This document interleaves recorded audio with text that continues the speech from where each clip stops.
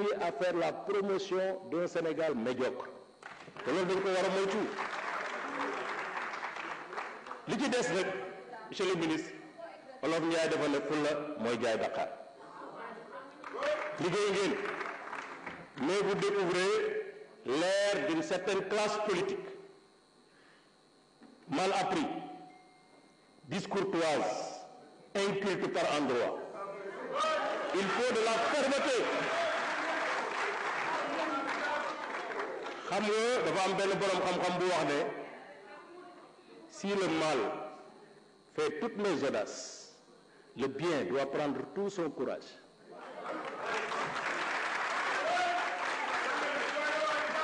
moo tax ma gëm ne président Macky Sall mi ma xam ak yow mi ma xam face à ces nouvelles manifestations d'un activisme alimenté par un populisme déréglé yow mi ma xam ak président Macky Sall mi ma xam ak bëggam Sénégal mi ma ko xamee ces discours de contestation de l'autorité, de remise en cause de la liberté de la presse, de remise en cause du militantisme qui doit être assumé ñun ñëpp ku nekk nga far fi nga far te assumé ko. Ces discours démagogiques vont en guerre une discrimination de la minorité, la dictature de la minorité, une identification des médias comme étant les adversaires du peuple et les ennemis du peuple, une instrumentalisation des communautés, une tentative de bâillonnement du pouvoir judiciaire. Ça ne passera pas ici. Pourquoi, monsieur le ministre de l'Intérieur, face à ce populisme qui cherche à dérégler les normes de notre société et les valeurs de la République, il n'y a que l'action dans la fermeté et le discours en cohérence avec l'action qui doit nous permettre de sauver le Sénégal. Vive le Sénégal, vive la République, le Sénégal debout, on avance vers 2024, Inch'Allah Rabbi, je vous remercie. Mes chers collègues, la liste des orateurs est épuisée. Monsieur le ministre de l'Intérieur, vous avez la parole.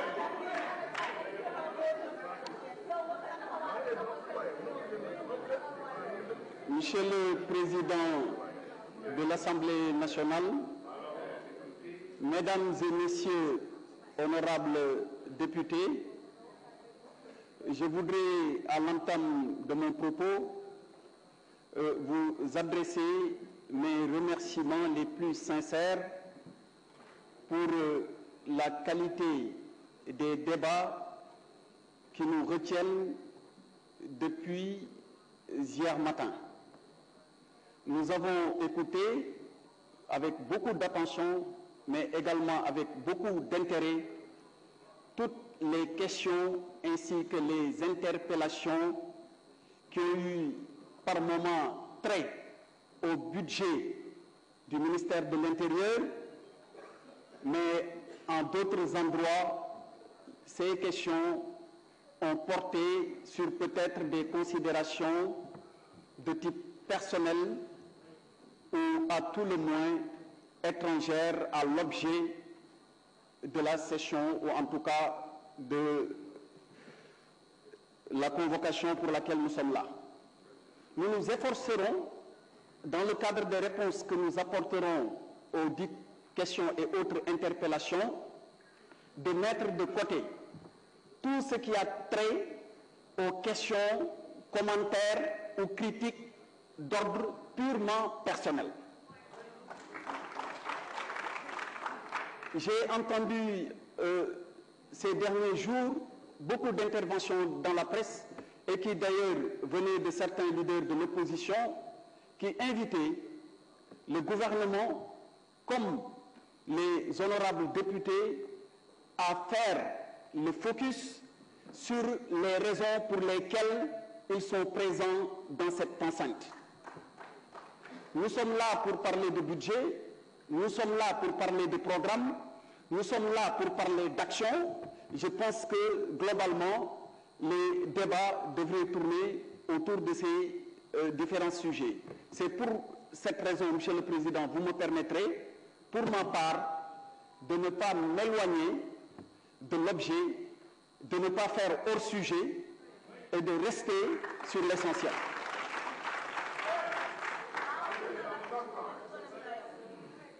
Alors, je voudrais d'autant plus le faire parce que très tôt, j'ai été adepte d'une très belle réflexion d'un excellent penseur qui, je le cite, disait que les esprits brillants ou les grands esprits discutent des idées. Les esprits moyens discutent des événements et les petits esprits discutent des gens.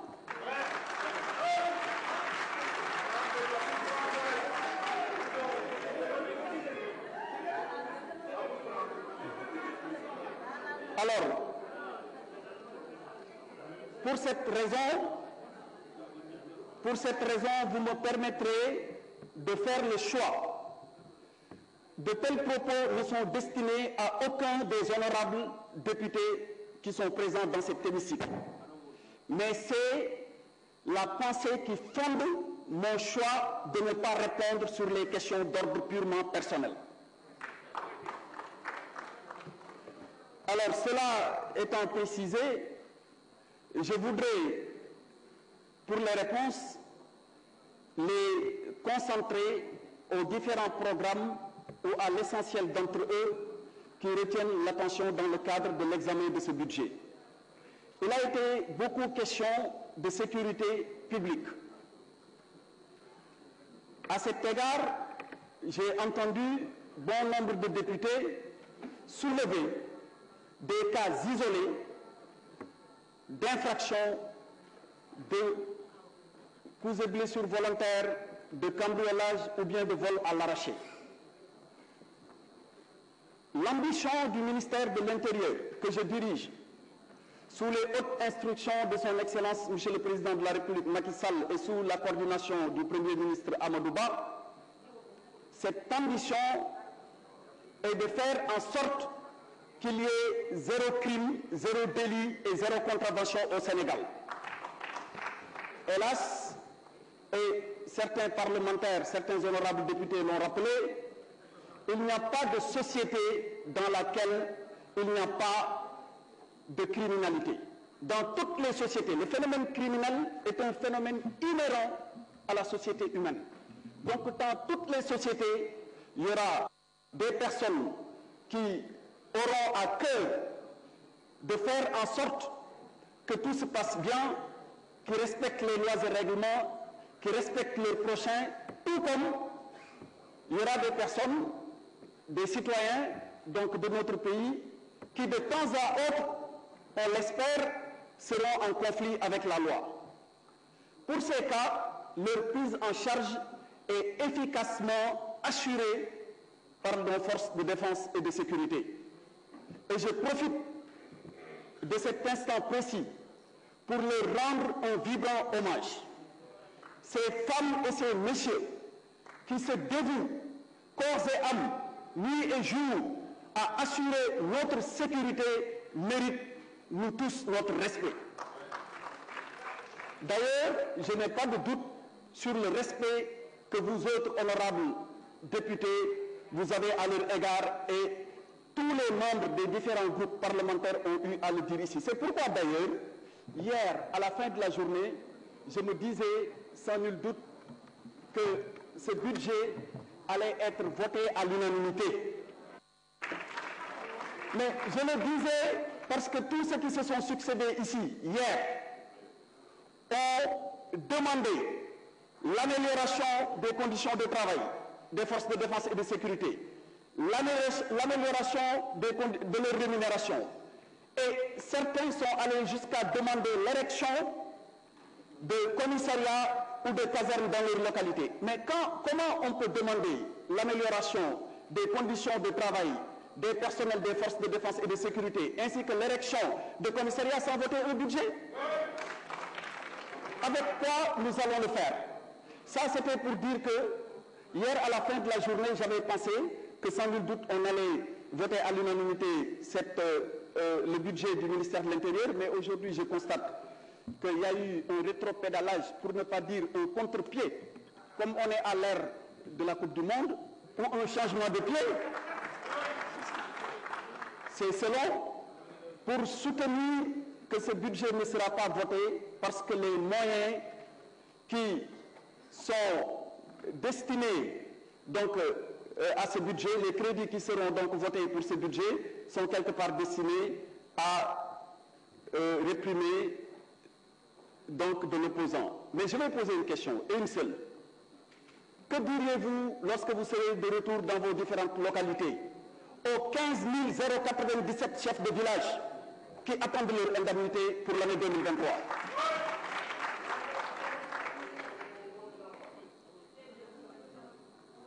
Que dira-t-on aux différents hommes composant la police, les ASP, dont on entend de l'amélioration de leurs conditions? Que leur dira-t-on concernant l'amélioration demandée de leur pécule mensuelle?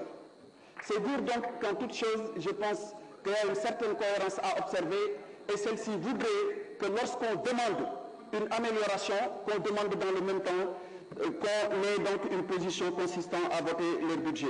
Alors, pour les questions relatives à la sécurité publique, dinaa ci leeral lu bari.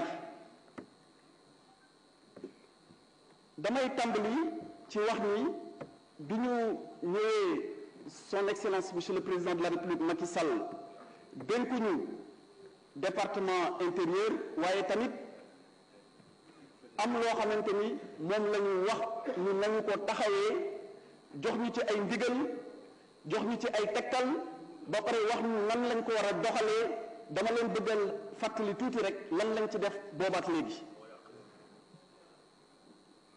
Diggante 2021 ak léegi li ñu fi inauguré defar ko ci ay commissariat biir région de Dakar ñëpp teg nañ ci seen bët bi ñu koy inauguré. Commissariat Parcelles unité 15, cité Aliou Sow Golf Sud, Zac Mbao, Diamaguène Sicap Mbao, Thiaroye, Comico Yeumbeul, Rufisque Est dans la région de Dakar. Gis nañ dans les régions Linguère, Koungheul ak Nioro commissariat yu mucc ay équipé leen ba pare defar li nga xamante ni mooy ci biir ay jumtukaay yoo xamante ni dafa dëppoo ak jamono waaye dëppoo tamit ak àq ak yelleefu doomu aadama. Ci wàllu caserne sapeur pompier gis nañ tamit crédit yi nga xamante ni voté lan nañu ko fii lan lañ ci liggéey te loolu honorable yaakaar naa député Farba Ngom fàttali na ko léegi. Boo demee Guinguinéo, boo demee Fass Barigo, boo demee Géoul, boo demee Thiénaba, boo demee Xombol, boo demee fii nga xamante ni mooy Thiès lu musul am Sénégal ñu def ci 4,5 milliards muy école nationale des sapeurs pompiers musuñu am Sénégal bi indépendance amee ak léegi école boo xam ne dañ fiy former ay sapeurs pompiers sur 7 hectares. Boo demee fii nga xamante ni mooy Toubacouta ñu defar fa benn base nautique boo xamante ni dañ fay yokk seen xarañte ci naka la ñu war a mën a taxawee doomu aadama yi bu fekkente ni soxla nañu ñu dimbali leen. Alors sur la sécurité publique dama bëggoon leeral que ni bi ñuy wax affaire insécurité dama bëggoon moom tuuti cohérence. Wax naa léegi nii amul dëkk boo xamante ni léeg-léeg du am ñu jàdd yoon du am ñoo xamante ni dañuy def loo xamante ni dëppoowul ak yoon di lor doomu aadama yi waaye tamit di leen lor ci li nga xamante ni mooy seen moomeel mais insécurité d'année en année dafay reculer au Sénégal te statistiques yi may wax mu nekk ay statistiques yu disponible direction de la sécurité publique de la direction générale de la police nationale produire ko diggante 2021 ak 2022 il y a eu un recul de la criminalité de 9,52%.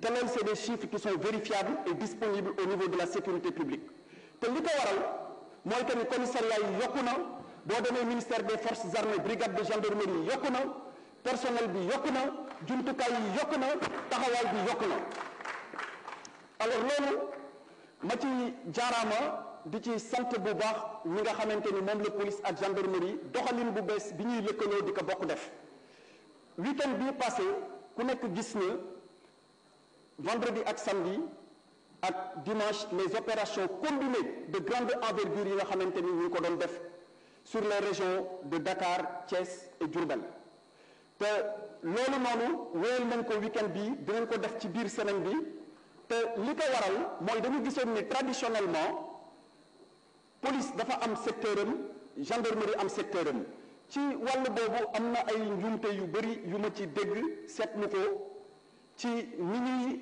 laajee question yi ci xalaat ni gendarmerie dafa am foo xamante ni waru fa nekk wala police dafa am fu mu war a nekk dafa am benn décret bu répartir seen compétence police moo nekk ci zone urbaine yi gendarmerie moo nekk ci zone rurale yi xam nañ ni Sénégal actuellement urbanisation bi yegg na ci niveau boo xamante ni police de plus en plus dina gën a présente ci yenn zones yi l'objectif qui est poursuivi mooy que ni dans tous les départements dans tous les chefs-lieux de département mu am benn commissariat mais gendarmerie ñoom ñooy nekk ci zone rurale yi moo tax damay profiter tontu honorable député Samba Dang Birkelane wala Maabo bu fekkente ni gendarmerie moo fa nekk c'est parce que loolu dafa correspondre ak traditionnellement décomposition ou en tout cas li nga xamante ni moom la ñuy partager seen secteur de compétence yi mais mënoo ñëw ngay wax ni Birkelane 0 policier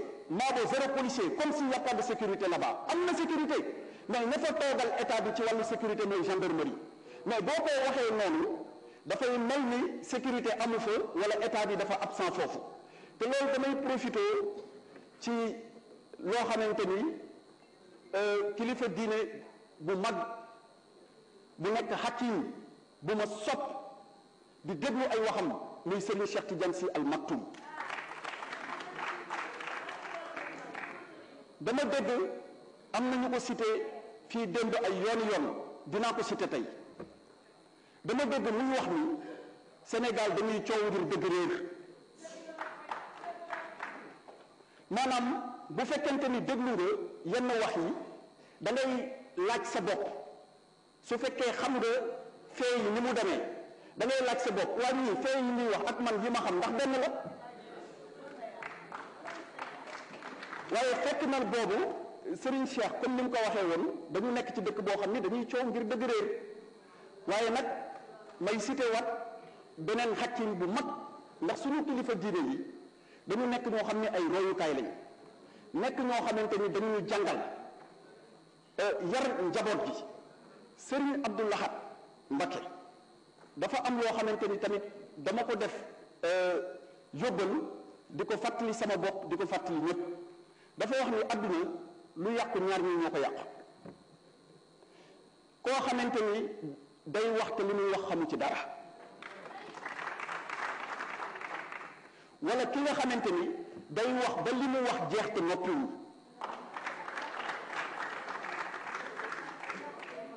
loolu nag li ma ci jublu mooy lu nekk dañ koy bàyyeeg spécialiste yi lu nekk dañ koy bàyyeeg ki ko xam lu nekk dañ koy bàyyeeg ki ko jàng su fekkente ni man de noonu lay def même ak suma collaborateurs yi je les prends à témoin seen spécialité bu ma ci ñëwee dama leen di laaj waa lii li ngeen ci jàng lu mu wax décision bi nag boo koy jël nga teg ko ci un avis éclairé mais wax ci loo xamante ni xamuloo ko wala nga ciy wax ba li nga wax jeex te noppiwoo lu yàq yaa ko yàq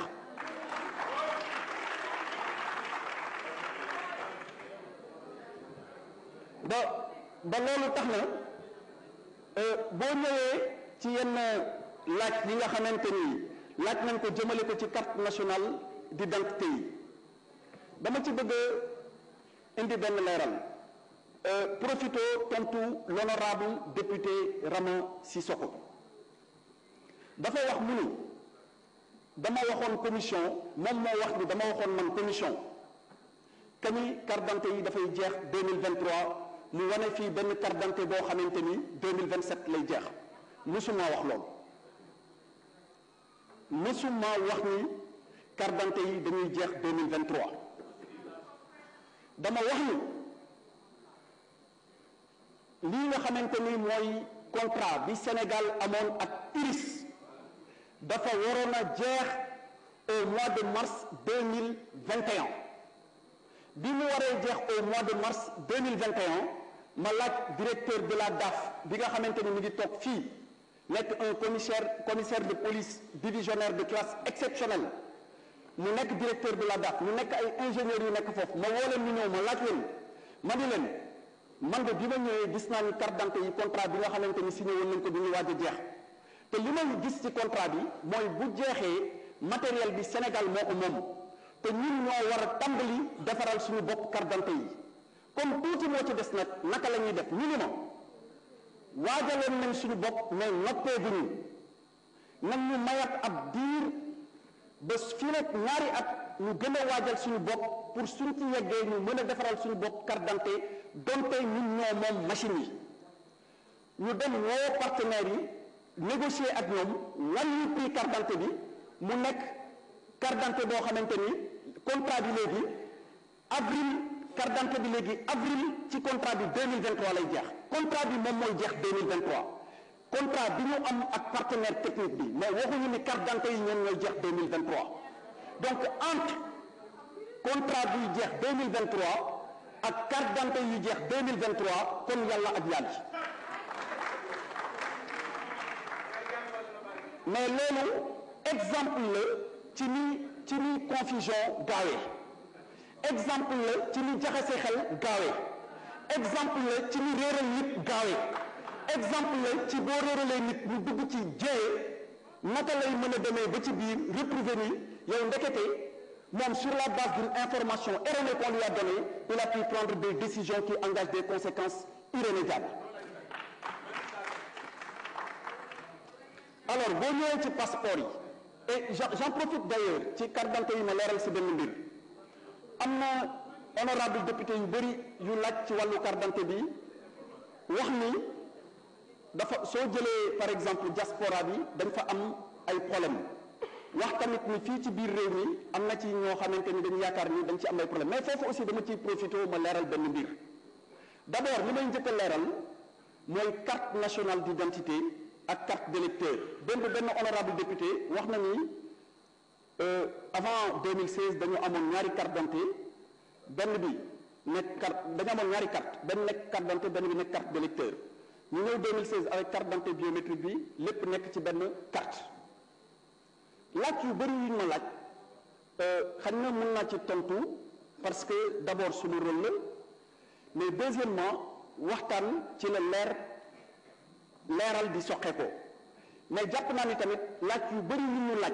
mu ngi ci loi yi te loi yi fii lañ koy voté c'est-à-dire laaj yu bëri yoo xamante ni dañu ma laaj ñu ne yow ministre bi na nga ñu tontu ci lii ak ci lii ak ci lii mais loi yooyu yéen yéen a koy voté bon buñ ma ko laajee mën naa ko fàttali mais ay laaj la yoo xamante ni tontu yi ñu ngi dab ñu ngi déjà ci biir texte yi ñu ngi ci loi yi nga xamante ni fii lañ koy voté première réponse bi ma ciy indi mooy c'est une loi de 2016 qui a institué la carte nationale d'identité biométrique première réponse deuxième réponse ñu ngi si code électoral bi article L38 alinéa 2 du code électoral dañu wax ni député yu bëri dañu wax ni dañ jaaxle et dañ jàpp ni affaire maguy la wala affaire càcc la wala affaire tappale la moo tax xale yi bu ñu amee seen carte d'identité ñu leen di tuddee primo votant boo demee ci ginnaaw ñu bind ci non inscrit ñu ne loolu ministère de l'intérieur moo ko def mais code électoral la bu ñu voté fii te code électoral bi dama koy fàtte foog naa honorable député Aliou Mbengue wax na ko sànq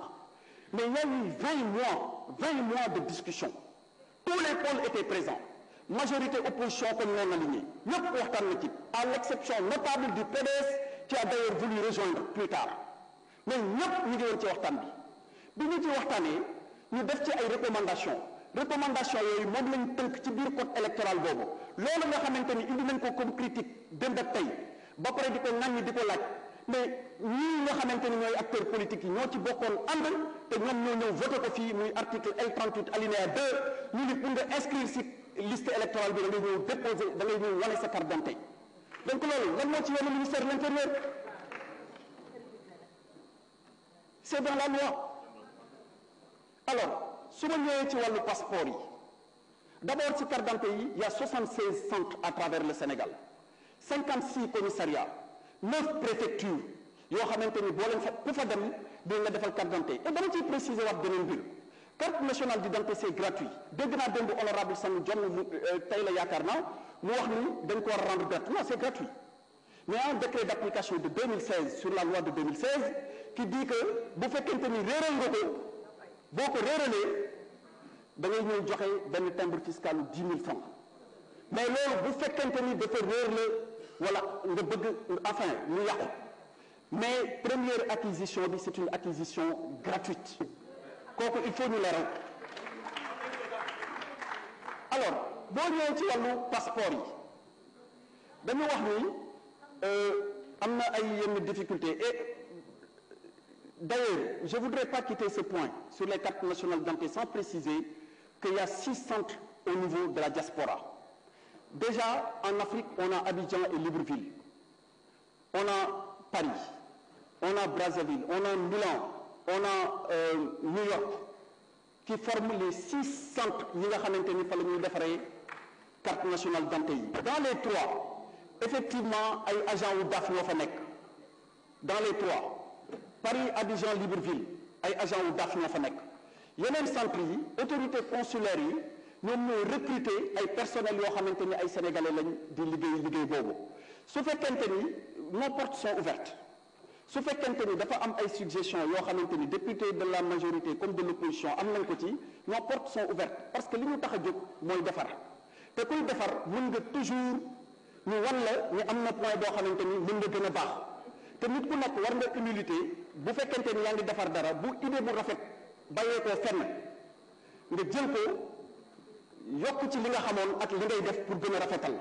donc nos portes vous sont ouvertes et sachez que sur ce plan-là il n'y a pas de difficulté mais les cartes nationales d'identité sont produites régulièrement ça se passe très bien et c'est produit maintenant pour en arriver au passeport yi damay leeral ni c'est en 2008 que le contrat a été signé en 2008 mais état continuité la c'est pas parce que en 2008 le président s'appelait le président Wade qu'aujourd'hui oui président Abdoulaye Wade que j'apprécie beaucoup ça c'est ouais bon ça c'est une autre question par contre alors du coup je disais que c'est pas parce que en 2008 ki jiite woon réew bi président Abdoulaye Wade la tudd que tey le président Macky Sall nekk ci boppu réew bi que contrat yi nga xamante ni dañ ko signé dañuy ñëw rek fa lamas dal di sànni état continuité la le président Wade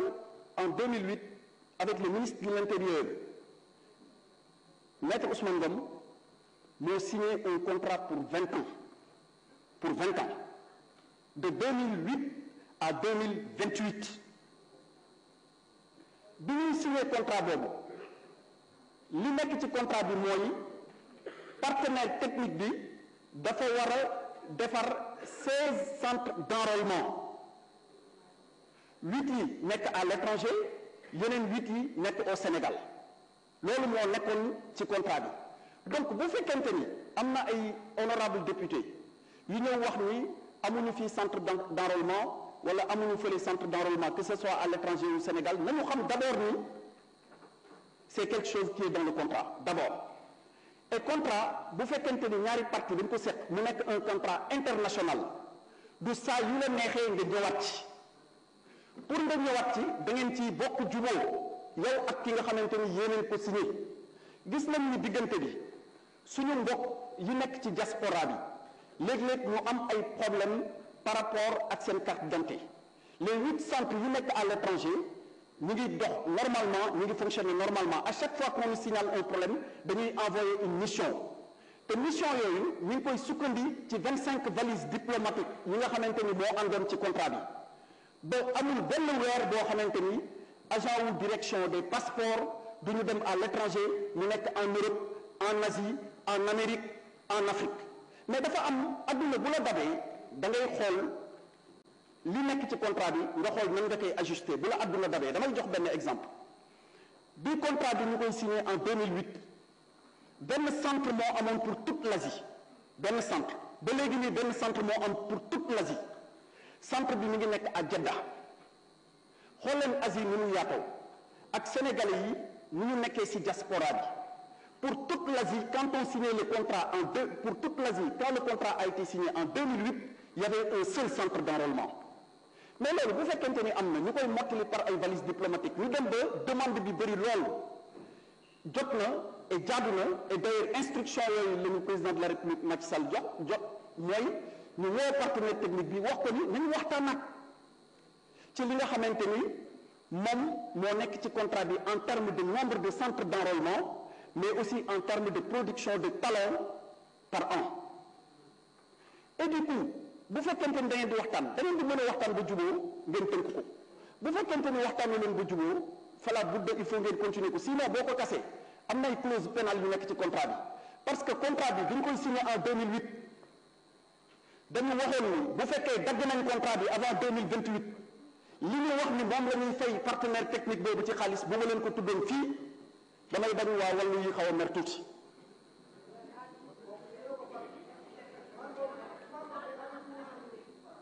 donc damay expliquer ni soo jëlee état moom lay doxee mais teewul du ñu ñëw di wax ni alors soo ñëwee ci wàllu ASP yi damay rappeler d'abord lan mooy statut wu ASP yi parce que ni ñuy présenter statut wu ASP yi léeg-léeg mën na tax ñu bañ a comprendre réellement statut wu ASP yi lan la d'abord dama leen di rendre un hommage mérité di leen jaajëfal wala njëkk a tàmbalee def lan moo ko waral parce que ASP engagé civique volontaire la c'est un engagé civique volontaire mooy koo xamante ni da nga jóg wax ni damay liggéeyal sama réew liggéeyal sama askan nekk au service de ma communauté parce que jàpp naa ni war naa jël sama bopp sama temps ak sama doole mettre ko au service de la communauté loolu mooy ASP c'est un engagé civique volontaire te loolu c'est son excellence monsieur le président de la République Macky Sall moom moo ko xalaat woo leen ci ndaw ñi wuy si ko mu créé ko en 2013 bi mu ko créé lan la ñu waxoon ci statut yi nga xamante ni décret bi moo ko prévoir dañu waxoon ni bu fekkente ni def nga 2 ans dañ koy renouveler une fois engagé civique volontaire nga ñëw def contrat bi ñu renouveler ko une fois mais président bi mu gisee cawarte bi nga xamante ni ndaw yooyu am nañ ko engagement bi nga xamante ni ndaw yooyu am nañ ko bëgg seen réew bi nga xamante ni ndaw yooyu am nañ ko mu ni ñii duma leen bàyyi muy renouveler seen engagement bi mu ko renouveler mu toog ba càgg mu ni lii sax du ma ko def mu nekk loo xam ne engagement la comme yu mel ni ci yeneen réew da ngay gis soo jëlee JICA au Japon nga jël corps de la paix aux États-Unis dañuy ñëw pendant un moment ñu dagg seen jàng wala dagg seen liggéey dem liggéeyal seen réew ñaari at wala ñetti at te kenn du leen fay dara ñu door a wëlbati ko nekkat ci seen yitte président ni ñii kat li nga xamante ni moom laa leen di jaajëfalee mooy damay pérenniser ce corps là du doon loo xamante ni rek dama koy bàyyi mu nekk pour un temps très court après ñu dellu ci leneen c'est vrai que pendant la période bii may wax ni 2013 ak léegi formé nañ leen fii un ASP un emploi formé nañ leen ci pour ñu am ñoo xamante ni dañuy am xarañte ci mën a sax dem ay affaire entrepreneuriat pour demal seen bopp mais du tey daf ñu jox ndigal ni nañu pérenniser modèle bi nañu ci waxtaan ba stabiliser ko buñ ko stabiliser ñu revaloriser leur traitement bi ma ko waxee le 4 mars 2020, non, le 4 mars 2021 précisément, le 4 mars 2021, j'ai pris un arrêté. Arrêté boobu, me mettre en place un comité de réflexion. Le ministre auprès du ministre de l'Intérieur qui est ici présent, nekk di ci liggéey ak administration territoriale, liggéey ci ak police, liggéey ci ak gendarmerie, liggéey ci ak armée. Bi ñu liggéeyee loolu ba pare, ñu yaatal ko, boole ci tamit ASP yi, dem ba stabiliser ko, def ay atelier de validation. Bi ñu ci paree ñu indiwaat ko, nekk di ci liggéey ba utal ko tur. Te loolu wuute na ak di jël ay ñoo xamante ni c'est de façon partisane. ASP yi mu ne wax ni ci gox bii lañ jógee wala ci gox bële lañ jógee foo dem ci Sénégal fa lañ bawoo xeet boo dem ci Sénégal bokk nañ ci classe sociale ou tranche d'âge boo dem ci Sénégal di nga leen fa fekk tant que en tout cas seen âge mën na leen permettre ñu liggéey loolu nag ñu ngi koy wéyal ba avec le ministre du budget avant même transformation bi di intervenir le ministre des finances et du budget avant transformation di intervenir président jox nañu ndigal et loolu mi ngi xam naa le ministre des finances et du budget dina ci ñëwaat léegi en 2023 déjà mais relèvement li nga xamante ni moom lañ leen jox te ñu tuddee woon ko pécule dafay dal di dugg en 2023 donc loolu lu leer la tamit wax nañ ci wàllu deux roues yi di cag-cag tur la boo xamante ni maa ngi profité ci fii ma taxaw ci Assemblée nationale pour rendre hommage au Sénégalais qui a créé l'expression cag-cag. Il s'appelle Cheikh Ahmed Tidiane Samba moom moo créé moo cag-cag ba pare protéger ko juridiquement. Alors bi nga xamante ni son excellence monsieur le président de la République Macky Sall nga xamante ni démarche innovante rek lay def saa yu doxalee ba ci yàgg dina taxaw seetlu xool lan la ciy indi ci yeesal mais tamit xool lan la ciy dugal ci wàllu appréciation ak angle bi mu nar a gën a mën a baralee mbir yi mu créer un concept innovant bu mu tuddee jokkoo ak Macky boobu émission benn entretien la bu muy def ak les populations di wax ak ñoom directement sans intermédiaire ñu koy poser ay questions du am filtre muy tontu parce que tey bu ñu bindee rapport bi ni muy toll à la base bu yegg ci président de la République du tollati noonu ki nekk ci à la base échelon bi nekk sous préfecture wala mu nekk ci village bi bu bindee benn rapport boobu bu yegg ci président de la République résumé yi ñu koy def dina tax am na loo xamante ni xaj na dinañ ko dindi président de la République ni damay wax ak directement les populations tuddee ko jokkoo ak Macky ci benn jokkoo ak Macky boobu am ci benn jeune boo xamante ni dafa jël parole mi ngi tudd Magama Sall mu wax le président de la République ni ko ñun ñi nga xamante ni ay jeunes lañu di liggéey ci deux roues yi moo xam professionnel yu deux roues yi la moo xam amateur yu deux roues yi la waaye lu ci mënti nekk ñoo bokk deux roues dañu bëri ay problème yooyu bokk na ci suñu mutation bokk na ci acquisition équipement yi ñu soxla mais bokk nañ ci jaawale yi ñuy jaawale ak agresseurs yi sax ñu metti ñu président dal damay jox ndigal ni ma na nga leen woo yow ak le ministre des transports dama ciy profité wax benn honorable député bu wax ni ministre des transports dafa jaar ni le bërki démb man ma jaar nii xamul oui voilà alors mais ça je dois dire que toutes ces réunions ont été tenues au ministère de l'Intérieur en présence de tous les ministères ñun ñoo ko bokk liggéeyandoo te amul benn réunion boo xamante ni ki jiite wàllu transport muy Valdiodio Ndiaye fekkewu ko tous les ministères étaient impliqués ñu waxtaan ak jeunes yooyu ñu wax ñu seen mébét wax ñu li ñu xalaat ci secteur boobu bi ñu ko waxee semaine bi ci topp waa impôt ñu ngi foon d'ailleurs les services du ministère des finances et du budget ñu ngi foon semaine bi ci topp le président jël benn dogal rendre gratuite leur mutation mooy mutation wu deux roues yooyu nga xamante ni jeunes yi dañ ko soxla et puis c'est un secteur à fort potentiel secteur la boo xamante ni 250 000 jeunes aujourd'hui ñoom ñoo ciy yëngatu et ay jeunes lañ yoo xamante ni contrairement à ce que li ma dégg fii ñuy wax ni c'est parce que dañoo amul liggéey moo tax ñuy def loolu attention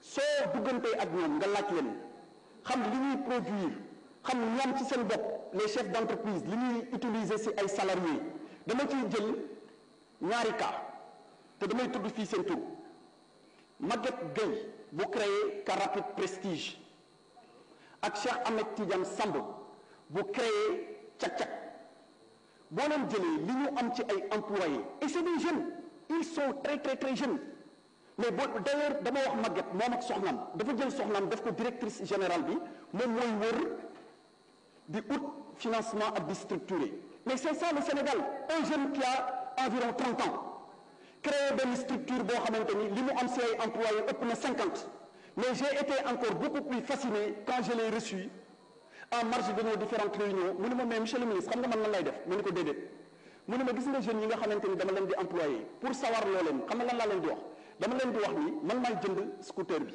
jëndal la matériel jëndal la équipement ngay dem fu nekk ci biir Sénégal ci biir Dakar autant pour moi di livrer pour moi mais dama lay wax ni soo dawalee 1 an yaa moom moto bi 1 an boo ko dawalee yaay sa patron wu bopp voilà le Sénégal voilà les jeunes comment ils réagissent et comment ils travaillent alors nga jël cak-cak c'est pareil alors soo am na question yu fi posé également si wàllu émigration clandestine adduna nit dafa am un besoin naturel de se mouvoir à travers les frontières benn bërëb la doomu aadama yëpp soqee ko mais tey tas nañ ci adduna bi dafa mel ni dafa bokk ci suñu gène ñun ñëpp dañu am besoin de traverser de temps à autre des frontières donc question d'émigration c'est pas une question aussi simple qu'on la présente c'est pas une question qui se résume à des questions économiques ou sociales c'est plus complexe et plus compliqué que ça loolu am na ci biir mais am na leneen lu am ci biir am na ñoo xamante ni dañuy jaay li ñu am yépp dem bëgg dëkk feneen wala bëgg dund feneen bu fekkoonte ni wàllu koom ak wàllu social mooy tax ay ndaw di jóge fii di dem ci yeneen réew doo gis ñoo xamante ni dañu bàyyi réew yu ëpp koom suñu bos ñëw di dëkk fii te loolu bëri na Sénégal tey Sénégal am na ñoo xam ne li ñu bàyyi pour ñëw dëkk fii kenn mënul wax ni mu toll léeg-léeg sax dañuy jël seen alal yépp ñëw dëkkee ko fii donc question wu immigration c'est plus complexe qu'on ne la présente bi ñu demee ba son excellence monsieur le président de la République gis ni il y a une nécessité de prendre en charge la question sous un autre angle c'est le modifier le 30 décembre 2020 le décret portant organisation du ministère de l'Intérieur avec la création du comité interministériel de lutte contre l'immigration clandestine avec une approche holistique de la question de la migration. Et tey il y a un commissaire de police qui en assure le secrétariat permanent et mu ngi fii toog mu nekk benn approche boo xam ni approche multisectorielle la tous les ministères yi nga xamante ni la question les intéresse ñu ngi ci biir et ñu ngi nekk di ci liggéey et depuis lors c'est pour prévenir les départs mais c'est pour mieux fixer les jeunes et surtout les organiser dans le cadre de migration circulaire et régulière te loolu ñu ngi ci liggéey ak réew yi nga xamante ni ñoo ko seq ba tax na léeg-léeg da ngay gis ay contrat emploi jeune yu ñuy signé am na benn mission boo xamante ni ñëwoon na fi yàggul jóge Espagne te mission boobu lii leen taxoon jóg mooy xool ci suñu ndaw ñi nga xamante ni am na ay métiers yu leen intéressé Espagne ñu jox leen ko ñu dem liggéey ñu wat ci jàmm loolu mooy li nga xamante ni ñu ngi nekk di ko def ci wàll boobu alors wàllu vol de bétail wax nañ ci lu bëri vol de bétail dafay intervenir le plus souvent en zone rurale c'est vrai et il y a des dispositions qui ont été prises déjà en 2017 fii ci assemblée bi modifié nañ fi code pénal à travers l'article 368 intégré ci article 368 boobu parmi les causes d'aggravation du vol le vol de bétail mu nekk loo xamante ni daan bi dafa gën a metti léegi de 5 à 10 ans lañ ko yóbbu mais loolu doyul moo tax ba léegi nii dafa am ay mission particulière yoo xamante ni police ak gendarmerie dañ ko am pour gën ci liggéey te même ñi nga xamante ni ñooy professionnels du secteur yi dañ ciy rencontrer ak ñoom régulièrement di ci waxtaan ak ñoom pour que amélioration bu ñu ci notee mu gën a jëm kanam ci wàllu également troubles liés aux activités sportives honorable député yu bëri wax nañ fii ñu ni dañu faral di gis ni environ stade yi d'ailleurs je pense que même honorable Awa Diène moo ko njëkkoon wax ci Médina avec le stade Iba Mar Diop ni souvent bu lamb amee wala nawetaan am dafay indi su jeexee mu am ay agression ak ay trouble ci li wër stade yi loolu may wax ni activité sportive lu baax la te dafa am ñoo xamante ni loolu mooy seen liggéey mbër yi loolu mooy seen profession ñu respecté ko football am na ñoo xamante ni moom lañ def seen profession wala moom lañ nam ma def seen profession loolu it état bi am devoir encadrer loolu yëpp ba ñëpp nekk ci jàmm ba ñëpp mën a dem lamb wala ñëpp mën a football te du ñu gêner le voisinage kooku dama ci profité wax ni am na liggéey yu bëri yoo xamante ni ñu ngi ko ciy def depuis daaw boo leen fàttalikoo am na benn moment man si sama bopp je prends le département de Rufisque dama waxoon préfet bi ma ne ko nañ suspendre activité nawetaan yi parce que dañu gisoon ni nawetaan yi dafay indi histoire bu bëri or nawetaan loolu taxu ko jóg loo xamante ni ay koñ dañ ciy joŋante ngir mu gën leen mën a jegale gën leen mën a boole loolu warul jur histoire passion nag compétition boo gis dafay am passion bu demee ci sport noonu lay mel mais même bu ñëwee ci politique noonu lay mel passion ak compétition ñooy ànd parce que ku nekk da ngay bëgg a gagner mais du tee la raison doit toujours finir par l'emporter sur la passion et kooku pour ñu am il faut que waxtaan am ci yeewante am ci fàttalikante li nga xamante ni moo taxoon jug loolu yépp am ci ba daaw du ñu suspendre activités yi le ministre des sports dafa ñëw mu seet seen monument léegi nañu xool nan lañu waxtaanee ak waa ONCAV ak ñëpp ñuy intervenir ci cadre boobu ñu waxtaan ba gën koo mën a def te kenn du si loru ñu woo leen waxtaan ak ñoom ñu jël ay engagement jël ASC yi tamit impliqué leen waxtaan ak ñoom ba ren gis nañ ni ci bërëb yu bëri gox yu bëri nawetaan bi dem na ba daanaka ñu ngi jeex te même su amee ay incident wala mu am ay quelques difficultés teewul ni mu meloon daaw melu ko ren parce que jéego yooyu ñu ci dox ak liggéey boobu ñu ci dox moo ñu indil saafara yooyu benn cas bi nga xamante ni actuellement nekk na cas bu nekk sur la table xam naa mooy Linguère kaawu Linguère ak oui au département de Linguère c'est dans le département de Linguère et précisément à Dara parce que am na fa ay échauffourées yu fa amoon ci nawetaan fan yi weesu ba am na ñu bëri ñu ma si woo di ñaan pour que ñu yëkkati suspension boobu nga xamante ni préfet bi jël na ko ba woo naa gouverneur bi di ci waxtaan ak gendarmerie parce que li ñu ci jublu ay ndaw yu dajoo pour nekk di football ak di def seen activité kooku kenn du ko bañ mais bu amee tamit nañu xam ni affaire compétition la mais dañuy gaañante ci seen biir bu police ñëwee wala gendarmerie di leen taqale léegi-léegi ñoom ci seen bopp ñu gaañu ci loolu rek mooy wax bi mais ñu ngi ci waxtaan yi pour xool nan lañ ko organiser ak nan lañ ko encadrer ba ñu mën a reprendre seen activité te kenn bañ ci loru alors ça c'était pour donc les activités liées à la sécurité. Sur maintenant les libertés wax nañ ci lu bëri depuis démb maa ngi dégg ci wàllu marche yi ak wàllu moo xam marche la moo xam sitting la ñuy wax ni suñ ko interdire ci lay gën a créer trouble que suñ ko autorisé waxtaan boobu du waxtaan bu njëkk tey du waxtaan bu bees spécialistes yi yàgg nañ ci waxtaan organisation de défense des droits de l'homme ak le ministère de l'intérieur yàgg nañ ci waxtaan député yu bëri yu fi jaar ay honorable leeral nañ le taux d'interdiction faible qu'il y a sur les marches mais l'objectif est même l'objectif est d'arriver à zéro interdiction. Zéro. L'objectif, c'est ça.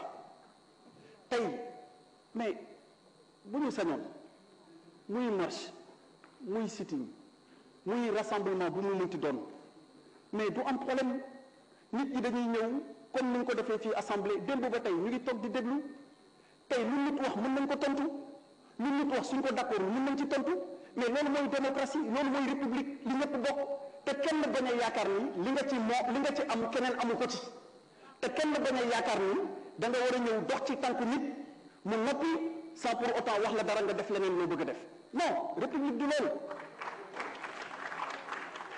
li ñëpp bokk loi bi encadré ko constitution bi encadré même constitution bi muy wax expression opinion par la parole par la plume par la marche pacifique la wax par la marche pacifique mais pourvu que l'exercice de ces droits ne porte atteinte ni à la considération ni à l'honneur d'autrui, encore moins à l'ordre public. Mais les procédures de marche xam nañ ni muy demee c'est un régime déclaratif bu fekkee ñëw nga déclarer marche dafay am instruction dafay am une instruction ñii mos a def ci yëpp déclaration de marche xam nañ naka lay demee da ngay ñëw nga déposer au niveau de l'autorité administrative mu jël dossier bi yónnee ko police wala mu yónnee ko gendarmerie mu ne enquêtal ma xoolal ma ndax marche bi su fekkente ni am na du gaañ kenn du lor kenn et du déranger kenn ñi nga amee droit noonu la keneen amee droit ci réew et sa liberté ñu ngi yem fi beneen bosu keneen tàmbali mais doo wax ni d'ailleurs dégg naa fii à plusieurs reprises ñu wax ni statistiques yi ngeen di joxe ban part la ci marche politique yi am wala ban part la ci activité politique yi am non c'est comme si l'activité politique est plus importante qu'une autre activité. L'activité politique est très importante. L'activité politique est extrêmement importante. Mais ni activité politique amee importance noonu la activité beneen amee importance ki nga xamante ni mi ngi dem di def procession di fàttaliku le 11 novembre dellu si Serigne Touba biir Sénégal mais kii def loolu mais kooku njëriñ bi ñu ko amal moom xam na ko. Donc c'est pas parce que nit bi dafay dem di def benn manifestation religieuse am yow nga yaakaar ni sa manifestation politique moo ko ëpp njëriñ dañ leen ciy jox benn misaal te li may wax nii dina wër adduna te ay seede lay jël li may wax nii dina wër adduna te ay seede lay jël y a eu une marche boo xamante ni dañ ko autorisé woon place de la Nation de rond-point BCEAO laata màggalu daaw bi ñuy séntu màggalu daaw ñu autorisé ko ñu am réunion nationale préparatoire au màggal de Touba édition bii passé yàggul délégation bi jóge Touba ci njiitalu Cheikh Bass Abdou Khadre télé lay waxee ak rajo ñépp di ma dégg 16 heures la ñu prévoiroon réunion bi ñu yegg si 19 heures daanaka bi ñu ñëwee man maa ngi toog ministère di xaar bi ñu ñëwee ñu wax ma ni ñun de jóg nañ ca 16 heures waaye dafa mel ni yoon wi nga xamante ni fa la ñuy jugee kër Serigne Touba gi jugee Colobane gi nekk Colobane lañ jugee di ñëw ministère mais kenn amul foo jaar ndax nit ñi nekk ci kaw tali bi mais c'est un droit constitutionnel que de marcher mais ñeneen ñi dañu am ay droit loolu équilibre la laaj encadrement la laaj enquête la laaj mais c'est pas parce que da ngay ñëw si benn itinéraire boo xamante ni c'est fréquenté am ñoo xamante ni dañu war a génn Dakar am ñoo xam ne dañu war a liggéey am ay travaux yu am ci yenn bërëb yi nga ni yow mu neex la mu naqari la foofu lay def mais et les droits des autres mën nañ ciy def c'est-à-dire que les autres moom dara man su ma bëggee dara dafay am par force ñeneen ñi buñ bëggee dara nañ leen fàtte ba man li ma bëgg am ba pare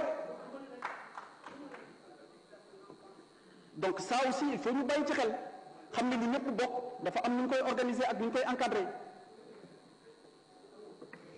alors sur les chefs de village wax nañ ko léegi waxati ko kooku man de en tout cas bi ma ñëwee ci ministère bi am na ko wax ni dafa je pense que su ma juumul am na benn honorable député bu wax ni c'est le président Abdoulaye Wade maître Abdoulaye Wade moom moo dogaloon affaire indemnité chef de village mais man de bi ma ñëwee fekkuma indemnité chef de village biir ministère de l'intérieur li ma fa fekk du loolu leneen la waaye bi ñu dawalee tuuti man jot naa instruction son excellence monsieur le président de la république Macky Sall jox ndigal le ministre de l'intérieur muy man ak le ministre des finances à l'époque ñu na ngeen jox ay indemnité tous les chefs de village du Sénégal te dafay am lu may fàttali foofu chef de village yi dafa am rôle bu am importance bu ñuy jouer ci réew parce que dañu bokk ci chaîne de commandement bi nga xamante ni moom mooy doxal administration tey boo jëlee chef de village texte yi organisé ni gouverneur di liggéeyee ak préfet di liggéeyee ak sous-préfet di liggéeyee c'est les mêmes textes qui les organisent ci chaîne de commandement bi lañ bokk ren jii fay nañ leen ba am na benn trimestre boo xamante ni des na ci ñu war ko mottali te démb rek bi ñu toogee fii ministre des finances et du budget mi ngi jox ndigal trésor pour que ñu fay leen amoon na ay quelques cas yoo xamante ni dañu amoon problème de régularisation ñu teg benn comité ba ñi ciy liggéey ba loolu daanaka yegg na mais quelques cas la mais ñi ci des ñëpp seen payoor musul am tardé mais yemul ci loolu semaine bii passée dama recevoir association nationale des chefs de village am na ku ko waxoon ci commission bi ci honorable député yi di wax ni dañ leen war a defal ay écharpe wala ay signes distinctifs yoo xamante ni bu ñu demee ci yenn béréb yi ñu mën leen kii kooku validé nañ ko recevoir naa leen waxtaan ak ñoom ba valider signes distinctifs yi nga xamante ni moom lañ leen war a jagleel ba fu ñu dem ñu xàmmee leen bu ñu nekk dajee ak force de défense et de sécurité yi également ñu xàmmee leen si wàllu découpage administratif yi kooku damay wax ni c'est plus compliqué qu'on ne le présente découpage administratif ça ne correspond pas seulement à benn xalaat buy bàyyeekoo ci politique wala ci économique wala ci social da ngay boole lépp loo xamante ni boo ko defee découpage bi du indi problème ci population yi nga mën ko door a jëmmal dañ koy liggéey ci at wala ci ñaari at laaj ñi nga xamante ni ñoom nga ko seqal xool li nga xamante ni mooy seen histoire xool li nga xamante ni mooy sociologie bi xool li nga xamante ni boo ko defee di nga mën a retrouver efficacité action bi au niveau de cette circonscription nga door ko def mais du loo xamante ni dañuy jug nii rek dal ni bugg naa tel pour Linguère je comprends parce que vous avez évoqué des raisons historiques honorable député Ndeye Fatou Guissé mais il n'y a pas que les raisons historiques parce que même benn circonscription administrative bu fekkente ni viable dafay am difficulté waxuma ni Linguère ci la bokk waxuma loolu mais dama ni dafa am liggéey bu rëy ak bu am solo boo xamante ni dañ ko ciy def bala ñuy yegg ci loolu alors gis naa ni peut-être dafa intéressé wu bu baax la politique moo tax ça a été pratiquement le parent pauvre des interventions mais kooku son excellence monsieur le président de la République Macky Sall en bon visionnaire qu'il est mais en fin connaisseur de l'État qu'il est alors kooku dafa am lu mu def lu am solo ci gouvernement bu bees bi mu taxawal protection civile dégg naa fi ay démb question yu bari dégg fi tey ay question yu bari à part peut-être je pense honorable député Awa Diène wala ñaar ou ñetti député dégguma ñu wax ci protection civile mais mu doon pàcc bu am solo et d'ailleurs j'en profite pour répondre à l'invite du président du groupe parlementaire Benno Bokk Yaakaar maître Omar Youm pour wax ni pàcc bu am solo la protection civile si réew moo tax président xam gi mu ko xam moo tax mu indi un ministre auprès du ministre de l'Intérieur chargé de la sécurité de proximité et de la protection civile moo ëmb wàllu bâtiment yi sécurité bi war a nekk ci biir protection civile moo ëmb wàllu sapeur pompier yi ni ñu war a taxawee doomu aadama yi protection civile moo ëmb wàllu foudre wàllu tonnerre xeetu catastrophe wala xeetu événement naturel yi nga xamante ni yépp mën na am que état war a def ba ñu mucc ci wala ñu aar ci doomu aadama yi muy protection des personnes, sauvegarde des biens et préservation de l'environnement loolu mooy protection civile te loolu boo amul ci doomu aadama dundam du mën a ñan xam duñ ko xam ak ni ñu gisee ni Ndakaaru ni mu bindoo ak ni mu tëddoo ak histoire am tax na jar nañu taxawaat seetlu ci naka la ñu war a mën a xoolaatee waxtaan ak ñi ñu ko seqal ñëpp muy maire yi muy ñi nga xamante ni ñooy borom dëkkuwaay yi nan la ñu mën a waxtaan ak ñoom ba prévenir li nga xamante ni léeg-léeg mara day taali ñu gis ko boo ñëwee tey Médina wala nga dem Parcelles Assainies wala yenn quartier yi da ngay gis ni ay quartier la yoo xamante ni bi ñu ko créé yàgg na am na ay bâtiment yu fa nekk yoo xamante ni dañuy menacer ruine même ñu fa nekk ci seen biir amuñu sécurité mais bu fekkente ni amoo sécurité si sa biir kër fekk yaa ko moom wala nga luwee ko fekk sa doole foofu la toll il faut que ñu xool yan mode alternatif yi la ñu mën a indi ba saafara ko te coow wala réeroo du ci am moo tax dernier conseil des ministres bii ñu jàll président de la république en homme de solution qu'il est mu wax ñu ni na ngeen fexe ngeen waxtaan ak maire yi ak maire yépp yi nekk ci Sénégal na ngeen waxtaan ak ñoom na ngeen waxtaan ak ñi nga xamante ni ñooy borom kër yi na ngeen waxtaan ak ñi nga xamante ni ñoom ñoo dëkk ci biir kër yi pour que bu fekkente ni mën na am des démolitions consensuelles avant que même l'État ne prenne des décisions te loolu fii lay profité dinañ bind courrier yi mais fii lay profité di tàllal loxo maire yépp ni dinañ ñëw waxtaan ak yéen xool naka la ñuy indee saafara ci wàllu woowu ci wàllu même programme d'installation des paratonnerres et des parafoudres ce sera pareil dinañ leen ci impliquer tous les maires boo jëlee conférence territoriale yi semaine bii passée la signé circulaire bi nga xamante ni honorable député Abdou Mbacké Ndaw wax na ko semaine dernière la signé circulaire bi nga xam ne dama wax gouverneur yi nañu convoqué conférence territoriale yi redynamiser ko ba pare impliquer tous les acteurs territoriaux pour ñu def évaluation des politiques d'investissement yi nga xamante ni am na ci gox yi ak gox-goxaat yi loolu mooy li nga xamante ni ci wàll boobu bëggoon naa ko leeral alors ci wàllu élection